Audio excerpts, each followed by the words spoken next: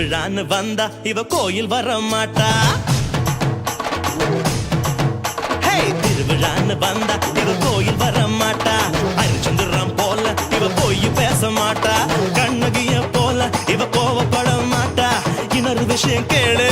என்ன என்ன என்ன நீ இன்னொரு விஷயம் கேளு. நான் விட்டதெல்லாம் ரீலு.